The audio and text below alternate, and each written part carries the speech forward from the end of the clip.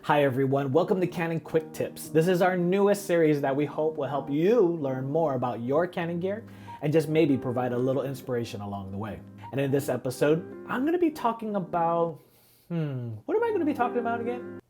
Oh yeah, what?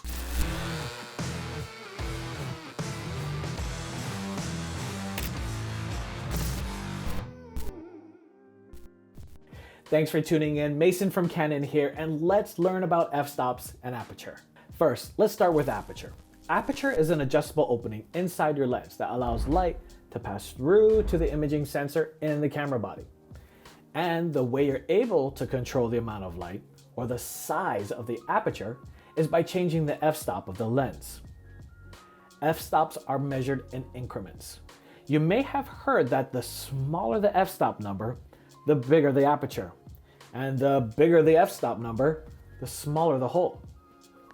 Here's a general scale of f-stops. 1.4, 2, 2.8, 4, 5, 6, 8, 11, 16, 22, 32. Did you notice every other number doubled? The scale is measured by an increase of one full stop. And just to clarify, it is one full stop from 1.4 to 2, and 2.8 to 4, etc. As you increase the amount of light by one stop, you're actually increasing the amount of light by doubling it. And as you decrease the amount of light by one stop, the light is being reduced by half. So, half, half, half, double, double, double.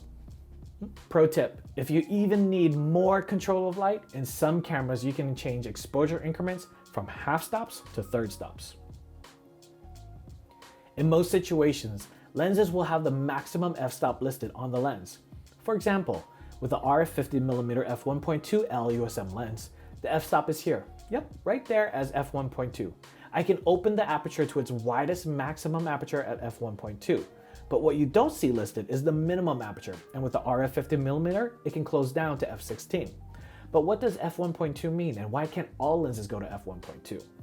An f-stop is relative to the actual lens because of the design and build. If I grabbed another lens, such as the RF 24mm f2.8L, its maximum aperture is f2.8, and the minimum aperture is f22. What happens when you change the aperture? Well, aperture affects two important factors, exposure and depth of field. At 1.2, a wide open aperture allows the most light possible for that specific lens. And if I closed it down one stop to f2, as we've discussed, that reduces one stop of light or half the amount of light to pass through the lens. And if I closed it down to f8, that's reducing the amount of light even more by 5 stops. Eventually, my exposure can get really dark. So why not always shoot as wide open as possible? We've got to consider our second factor, which is depth of field. Depth of field can also be thought of as how much is in focus from close to far. You see, if I take the RF 50mm and shoot at 1.2, my depth of field will be very shallow. Now, if I change the aperture to f11, my depth of field increases. What else can you do to change the depth of field? You can either increase or decrease the distance between you and your subject. Recommendation: try shooting in aperture priority to learn more about the way f-stops work.